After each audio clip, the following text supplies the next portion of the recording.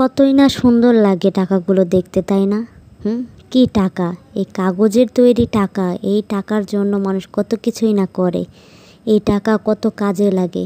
এই টাকার জন্য সম্পর্ক নষ্ট হয়, সম্পর্ক ভালো হয়।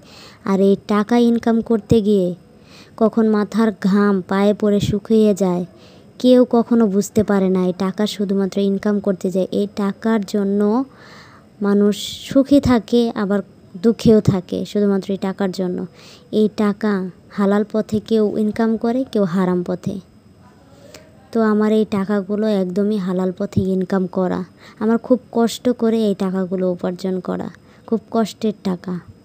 তো এই টাকাগুলো নিয়ে আমি গর্ব করে বলতে পারি। তবে একটা জিনিস, আমি অন্য কারো মতো ওই ব্যবসা করা, জুয়া খেলা, এইসব টাকা, হারাম টাকা যাকে বলে, হারাম টাকার অহংকার দেখাই না, বড়াইও দেখাই না। অনেকে আছে যে হারাম টাকার বড়াই করে, বাট আমার এগুলো একদমই হালাল টাকা, খুব কষ্ট করে উপার্জন করা। তো এই টাকাগুলোর ভার অনেক, হালাল টাকার ভার অনেক, কিন্তু সেটা বোঝা যায় না, আল্লাহ সেটা বুঝতে দেয় না। কিন্তু হারাম টাকার ভার দুনিয়াতে বুঝতে দেয়। আর হারাম টাকায় সুখ অনেক, কিন্তু হালাল টাকায় হয়তো বা সুখ কম, কিন্তু আল্লাহ একদিন অবশ্যই সুখ দিবে এই টাকায়, ইনশাল্লাহ। আল্লাহর কাছে দোয়া করি। কিন্তু কারো মতো যেন অহংকার আমার মনে না দেয়, কারো মতো যেন আমি বড়াই না করি।